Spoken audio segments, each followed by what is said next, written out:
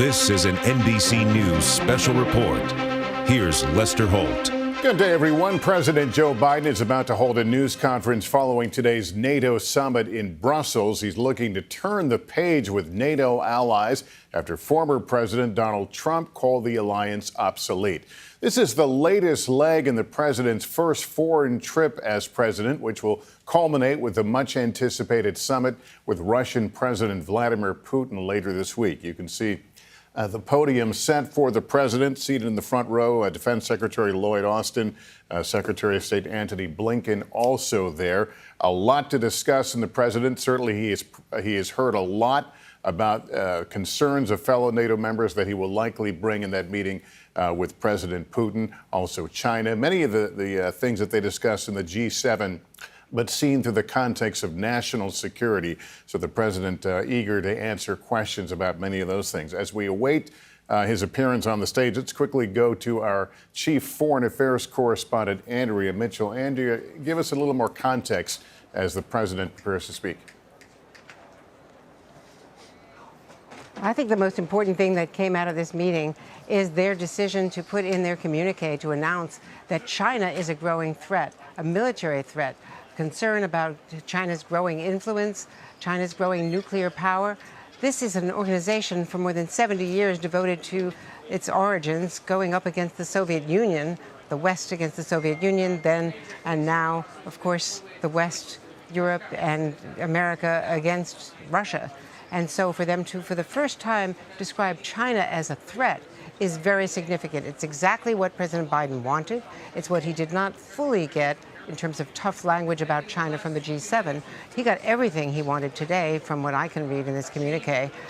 Tough stance against Russia and China, calling both of them part of the growth of authoritarian regimes that the West has to be concerned about. It was very strong and very responsive. What is now also breaking is a tweet by President Zelensky of Ukraine, who's been wanting to get into NATO. He clearly wants the NATO contract, really, to become a member of NATO so that NATO would have to defend him against Russia. That would be militarily very, very challenging, something the U.S. has not really wanted. They want to give him support, give him weapons, but not be engaged in a potential ground war against Russia, which is not only next door, but now part of Ukraine and Crimea because of their 2014 invasion. So it's probably that they're putting him on the track to become part of NATO. It took Poland 10 years to reach all the levels of military proficiency to become a full member. I don't think that we should read too much into that tweet. He may be getting something. Good evening. Andrea, thank you. Here is the president. Before I turn to today's meetings, I want to say a short word about our ongoing fight against COVID-19 at home. We've made enormous progress in the United States. Much of the country is returning to normal, and our economic growth is leading the world, and the number of cases and deaths are dropping dramatically. But there's still too many lives being lost. We're still averaging the last 7 days loss of 370 deaths per day. 370 deaths, that's significantly lower than at the peak of this crisis, but it's still a real tragedy. We're approaching a sad milestone, almost 600,000 lost lives because of COVID-19 in America. My heart goes out to all those who've lost a loved one. I know that black hole that seems to consume you, that fills up your chest when you lose someone that's close to you that you adored. That's why I continue to say to America, if you've not been vaccinated, get vaccinated. Get vaccinated as soon as possible. We have plenty of vaccinations, plenty of sites. We have more work to do to beat this virus. And now's not the time to let our guard down. So please, please get vaccinated as soon as possible. We've had enough pain. Enough pain. Folks, I know it's after 9:30 Brussels time, 9:30 p.m., and I'm still at NATO. You're all excited about that, I know. But I've had a chance to meet with several leaders recently, and I've had calls with others. It's been an incredibly productive day here. I just finished meeting with President Erdogan of Turkey. We had a positive and productive meeting, much of it one-on-one. We had detailed discussions about how to proceed on a number of issues. Our two countries have big agendas. Our teams are going to continue our discussions, and I'm confident we'll make real progress with Turkey and the United States. But now I want to thank Secretary General Stoltenberg for leading a very successful NATO summit today. I had the honor of leading off the discussion today among the 30 nations, and I pointed out that we're facing a once-in-a-century global health crisis. At the same time, the democratic values that undergird our alliance are under increasing pressure, both internally and externally. Russia and China are both seeking to drive a wedge in our transatlantic solidarity. We're seeing an increase in malicious cyber activity. But our alliance is a strong foundation on which our collective security and our shared prosperity can continue to be built. And I made a point to make clear that the U.S. commitment to Article 5 of the NATO treaty is rock solid and unshakable. It's a sacred commitment. NATO stands together. That's how we've met every other threat in the past. It's our greatest strength as we meet our challenges of the future, and there are many. And everyone in that room today understood the shared appreciation, quite frankly, that America is back. We talked about Russia's aggressive acts that pose a threat to NATO and our collective security. That's why I met with the Bucharest Nine, the Eastern Flank allies, in advance of this summit. And today I also met with the leaders of the three Baltic states, Estonia, Latvia, and Lithuania. I shared with our allies that what I'll convey to President Putin, that I'm not looking for conflict with Russia, but that we will respond if Russia continues its harmful activities. And we will not fail to defend the transatlantic alliance or stand up for democratic values. As allies, we also affirmed our continued support for the sovereignty and territorial integrity of Ukraine. We agreed to keep consulting closely on nuclear deterrence, arms control, and strategic stability. And there was a strong consensus in the room among the leaders in that meeting on Afghanistan. Our troops are coming home, but we agreed that our diplomatic, economic, and humanitarian commitment to the Afghan people and our support for the Afghan National Defense and Security Forces will endure. And I welcomed our allies and partners to recognize that counterterrorism efforts must continue to ensure that Afghanistan never again becomes a safe haven for attacks on our countries, even as we take on terrorist networks in the Middle East and Africa. And I'm deeply gratified that as an alliance, we adopted a far-reaching plan to make sure NATO can meet the challenges that we face today and in the future, not yesterday. The NATO 2030 agenda, and that we agreed to fully resource that agenda.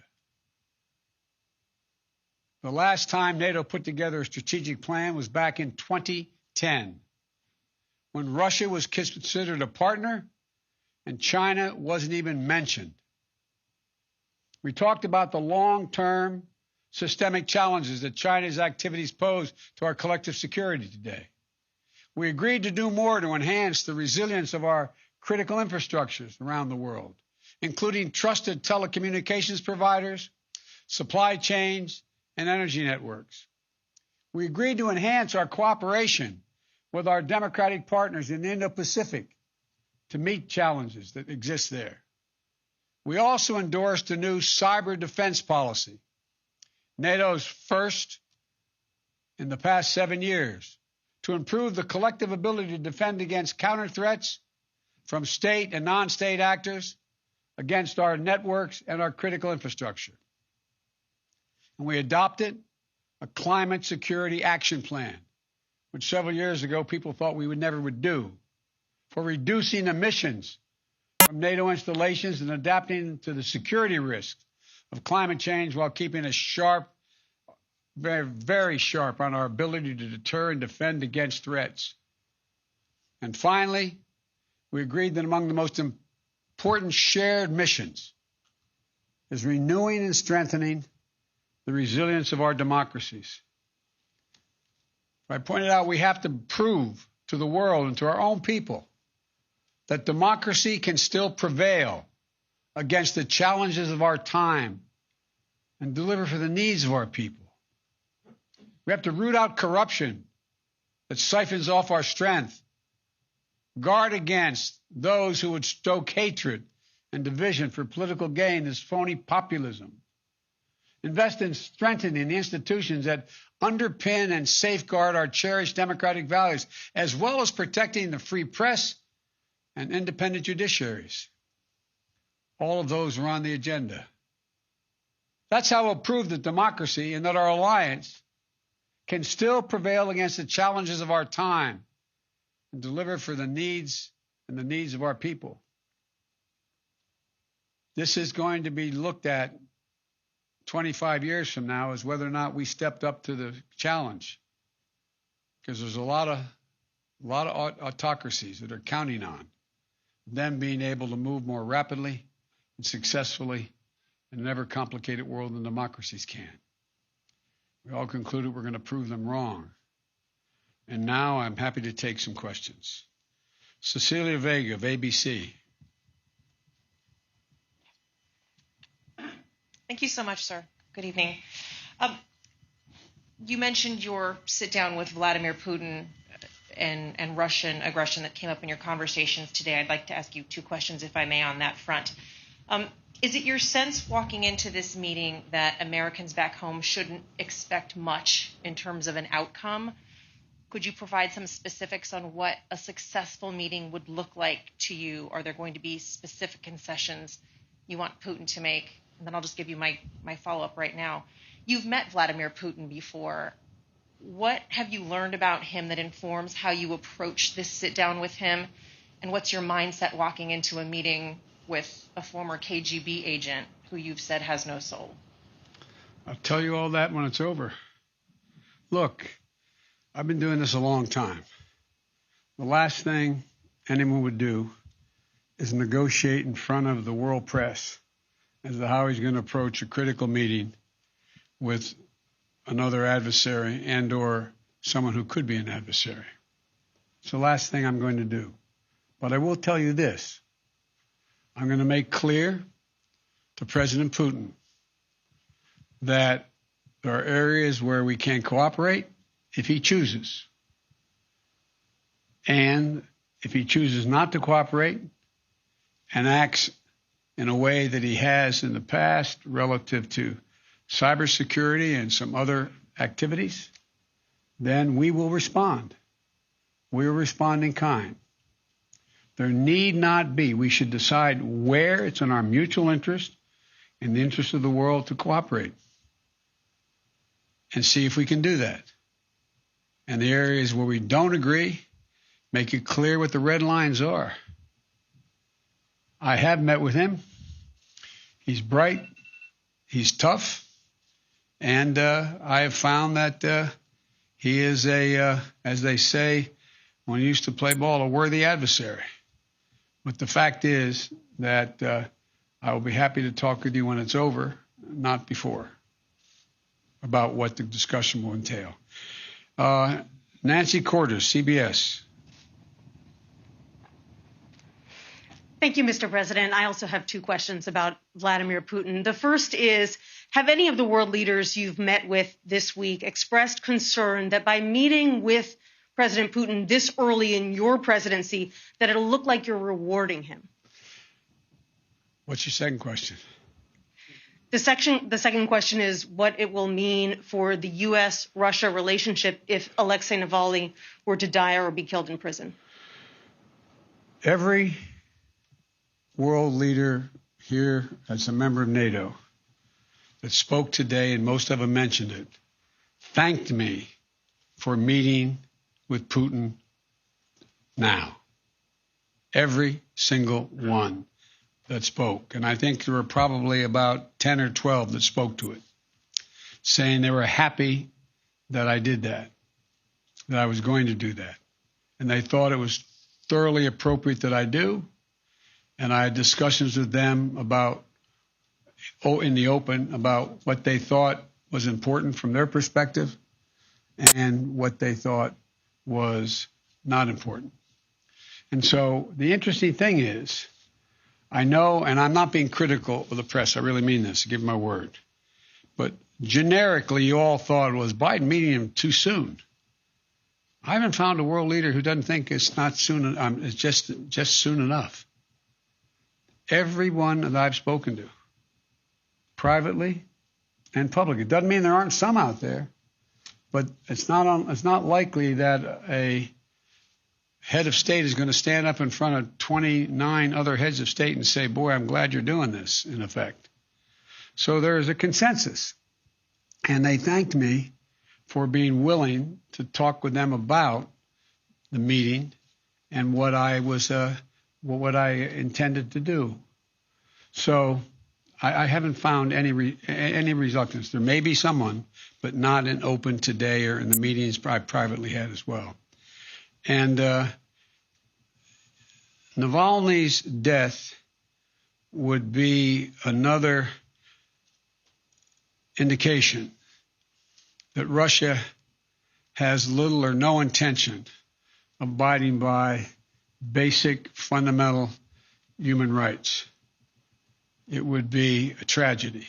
It would do nothing but hurt his relationships with the rest of the world, in my view, and with me. Jeff Zeleny, CNN.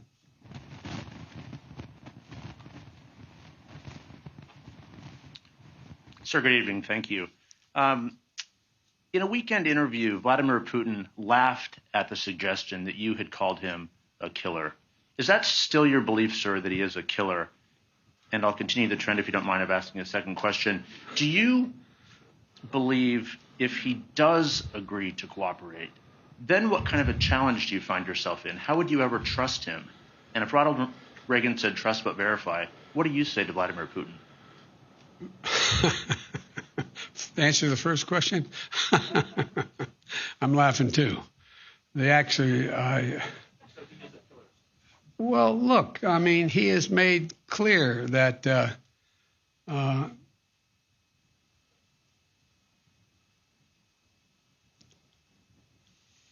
answer is, I believe he has in the past essentially acknowledged that he was, there are certain things that he would do or did do. But look, when I was asked that question on air, I answered it honestly. But it's not much of I don't think it matters a whole lot in terms of this next meeting we're about to have. The second question was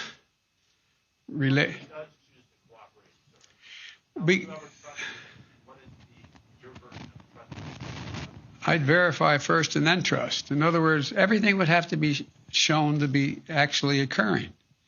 It's not about trusting. It's about agreeing. You know, when you write treaties with your adversaries, you don't say I trust you. You say this is what I expect, and if you violate the agreement you made, then the treaty's off, the agreement's off. And I'm hoping that that President Putin concludes that there is some interest in terms of his own interest in changing the perception that the world has of him in terms of whether or not he will engage in behavior that's more consistent with what is considered to be appropriate behavior for head of state. Ann Guerin, The Washington Post. Thank you, Mr. President. Here at this meeting and earlier at the G7, you've said several times that America is back at allies' side. But a lot of those allies are themselves pretty rattled by what happened on January 6th, an attempted overturning of your election. And they may still be alarmed by the continued hold that Donald Trump has over the Republican Party and the rise of nationalist figures like him around the world. What do you say to those allies? What have you been saying to them at these meetings about how the next president of the United States can keep any promises you make? What I'm saying to them is, watch me. I mean, I'm not saying anything to them, quite frankly. I'm just going out. People, as I've said before, don't doubt that I mean what I say, and they believe that I keep my commitments when I say it. I'm not making any promises to anyone that I don't believe are overwhelmingly likely to be kept. I think that we're at a moment where, I mean, let me put it this way. You may have had a different view, but I think an awful lot of people thought that my showing up at the G7 would not produce any kind of enthusiasm about American leadership and about where America was. I would suggest that it didn't turn out that way. I would suggest that there is the leaders I'm dealing with in NATO and the G7 are leaders who know our recent history, know generically the character of the American people, and know where the vast center of the public stands. Not Democrat, Republican, but who we are. We're a decent, honorable nation. And I think that they have seen things happen as we have that shocked them and surprised them that could have happened. But I think they, like I do, believe the American people are not going to sustain that kind of behavior. And so I don't want to get into these statistics because, that old phrase is Disraeli's, there's three kinds of lies, damn lies, and statistics. But I think it's appropriate to say that the Republican Party is vastly diminished in numbers. The leadership of the Republican Party is fractured. And the Trump wing of the party is the bulk of the party, but it makes up a significant minority of the American people. Now, we'll see. We'll see. I believe that by us standing up and saying what we believe to be the case, not engaging in the overwhelming hyperbole that gets engaged in by so many today, that I guess that old expression, the proof of the pudding is in the eating. When I said I was going to deal with beating the virus, and I was going to focus on that, and I was going to get millions of shots in people's arms, it wasn't me. I just knew the American people. I knew the kind of help I'd get from the Defense Department, from police departments, from the hospitals, from retired docs. I just knew.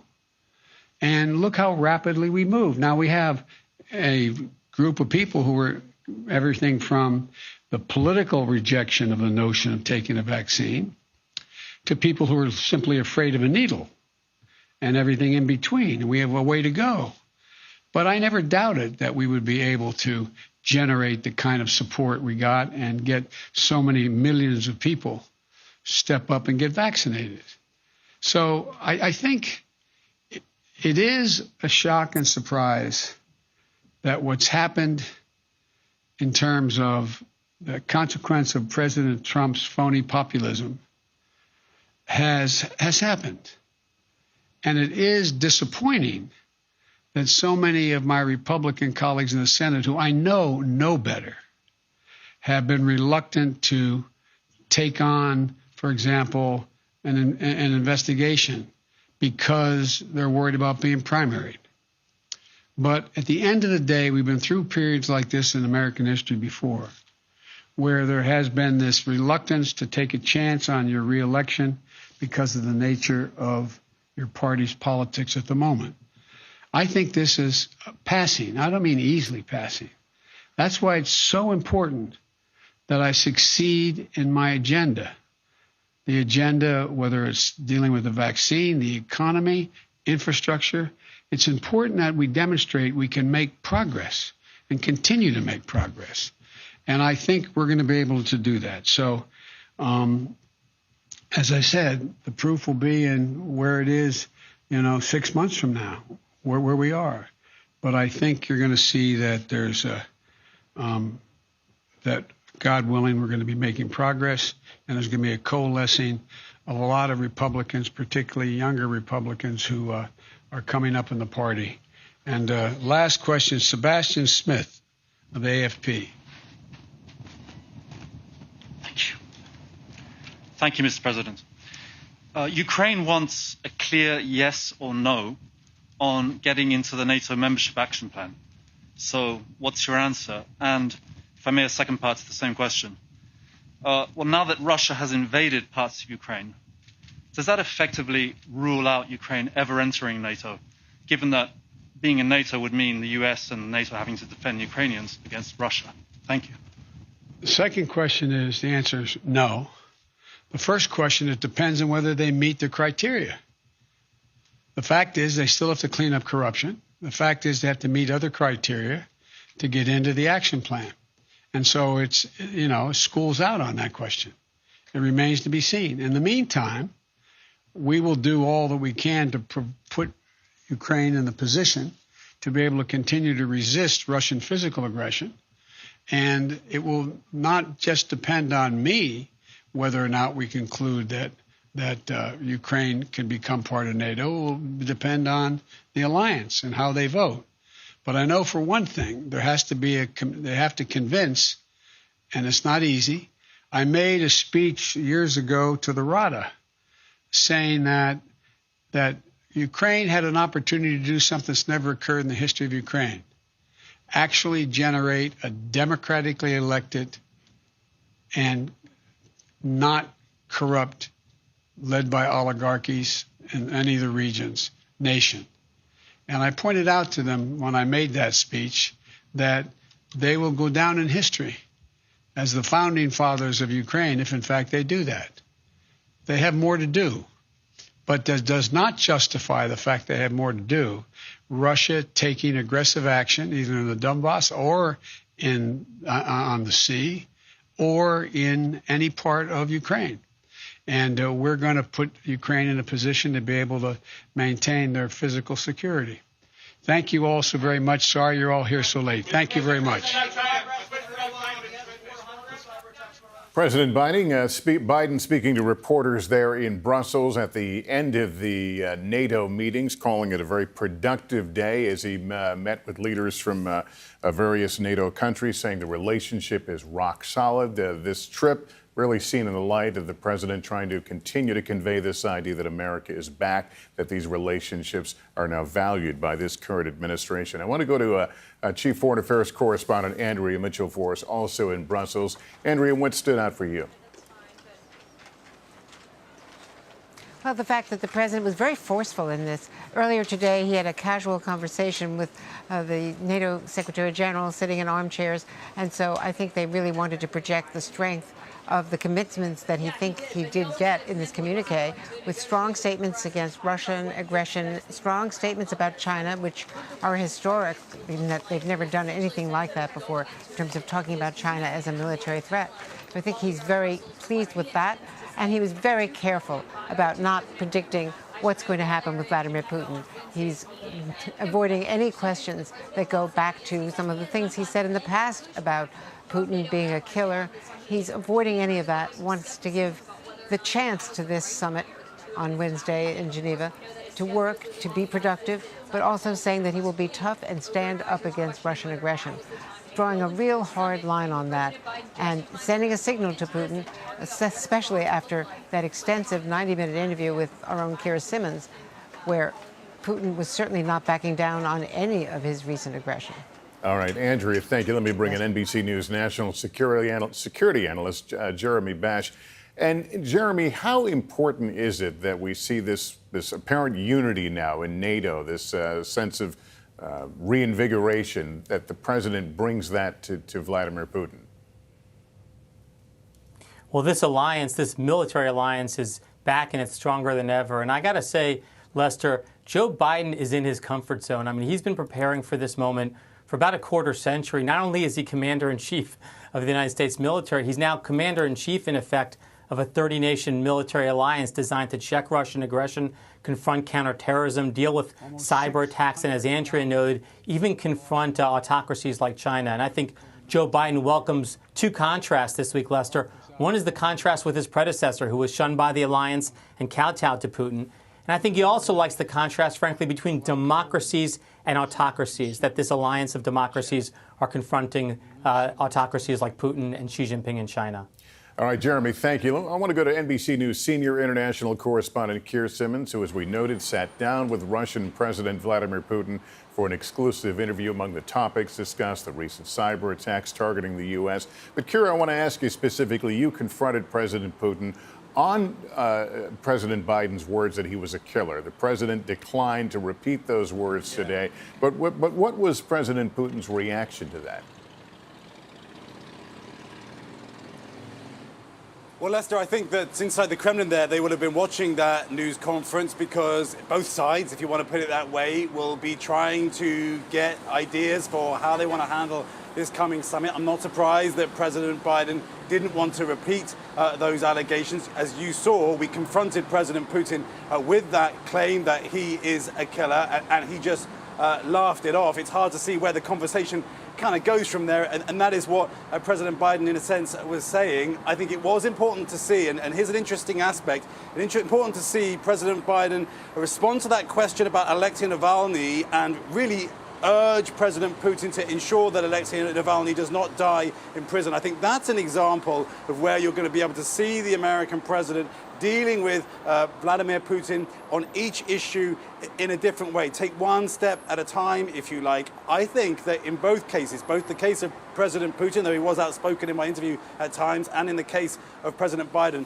you're seeing two men being cautious, waiting to see what happens in the room, knowing that this relationship can play out over a number of years. Lester? Yeah, and Keira, we saw the President Biden really declining to get into the nitty-gritty of what he wants to talk about or how he will approach President Putin. Did President Putin give you any hint about what he may want, what concessions he would request from the president?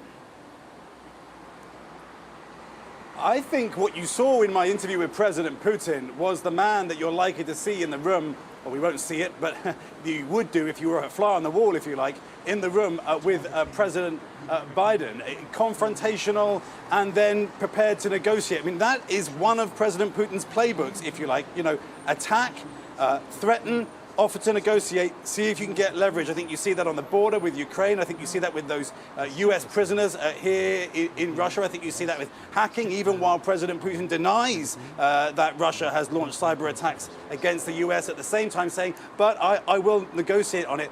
The tricky question, of course, is when you're dealing with President Putin, you see it in answer after answer where he denies, where he tries to change the subject. What you're dealing with President Putin is somebody who is difficult to trust.